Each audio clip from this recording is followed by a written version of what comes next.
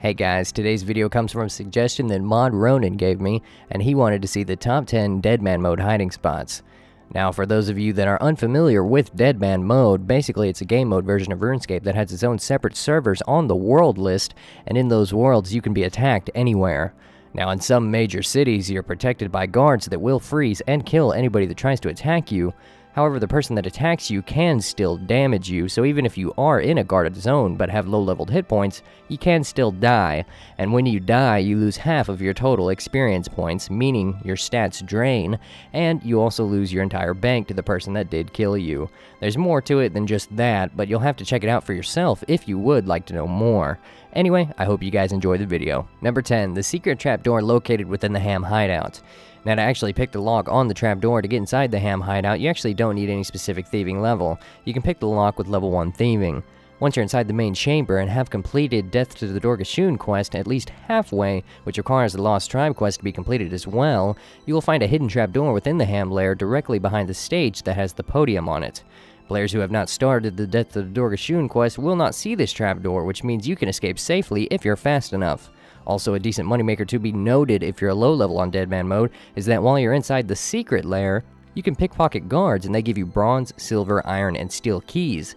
Use those keys on the corresponding chests and you will receive coins, bracelets, rings, and maybe even some valuable gems or amulets. Number 9, the Witch's House basement.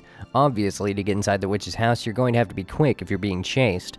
You must first have started the quest, of course, and you must have the key to her house in your inventory. If you don't have this key, just search the plant pot outside of her front door, but like I said, if you're being chased, you're going to want to do this very quickly. Once inside, head down the ladder and you'll find yourself inside of her basement. Once you're downstairs, search some boxes near the ladder to find a pair of leather gloves and put them on, and then try to enter inside of the gate. The rate at which you'll be given the leather gloves from the boxes varies quite dramatically, so it could take a little bit to get them, but just keep spam clicking the boxes until you do. If your attacker forgets about the leather gloves needed to enter the gate, that's when you can either log out or hop worlds. Number 8, the rune crafting altars. Granted, people often use the fire and the air rune altars a lot because those are some of the primary runes you will need in Deadman mode, so try and find yourself an altar that really isn't being used too often. If I myself had to suggest one, I'd say try to find a couple of talismans to specific altars that you believe nobody else will have, and always bring them with you when you explore those general areas. Tiaras, I would say, could be more useful since when you're wearing them you only have to simply click the runes instead of taking time to use the talisman on the runes.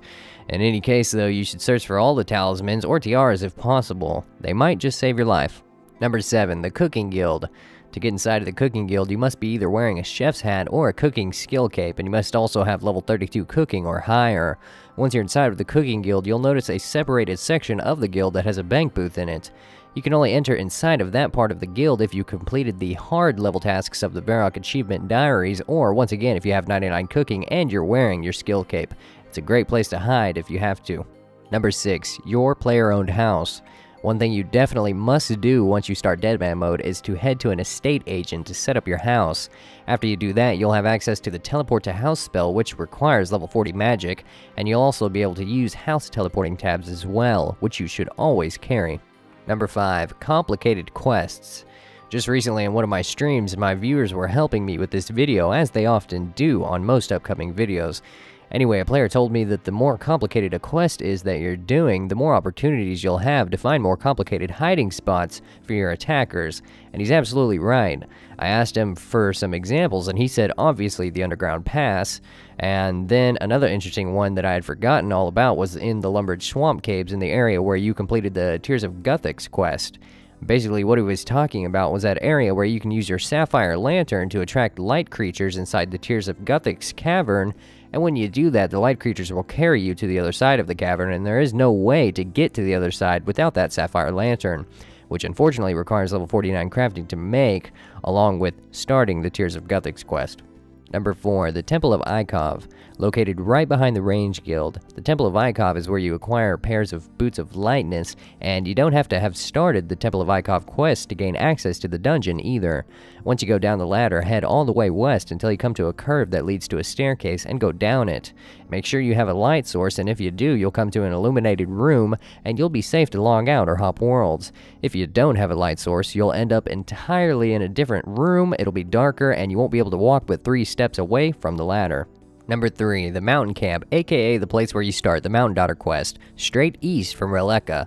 It's very easy to get this place confused with the location of the Golden Apple Tree location on the minimap due to everything being gray, but just remember that the mountain camp is literally directly east from Relica, and the Golden Apple Tree is a bit southeast, and you'll be fine.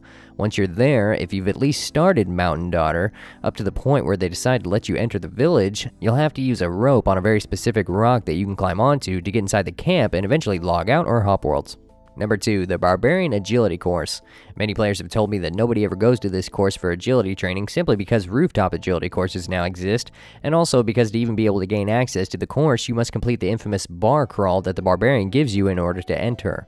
The bar crawl list is all about going to almost every bar in every major city of RuneScape and trying different drinks, so you must do that before you can enter, and it's risky since nobody really wants to travel all over RuneScape in Deadman mode, but it is well worth it because once again, almost nobody goes to the Barbarian Agility course. Number 1, the Magic Training Arena north of the Dueling Arena. The Magic Training Arena is actually a minigame, but long story short, it's one of the best hideouts that you can use in Deadman mode, but only if you have a minimum of level 7 magic to enter the lowest level portal, along with the progress hat that's given to you once you start the minigame for the first time. I recommend always keeping that progress hat in your inventory whenever you're close to the Dueling Arena, because if the person's chasing you doesn't have a progress hat, you can easily escape safely. Thanks for watching, guys. I would ask you guys what your favorite hiding spot is in Deadman mode, but I don't think people want to give those away. Hopefully I didn't give away your hiding spot because I'll feel bad, but I think this information could help out a lot of players. I'd like to give a big thank you to everybody who helped me in my most recent stream. They helped me come up with this list, and it helped me a lot while playing Deadman mode as well. That's all I have for you guys today, and I will talk to you guys later.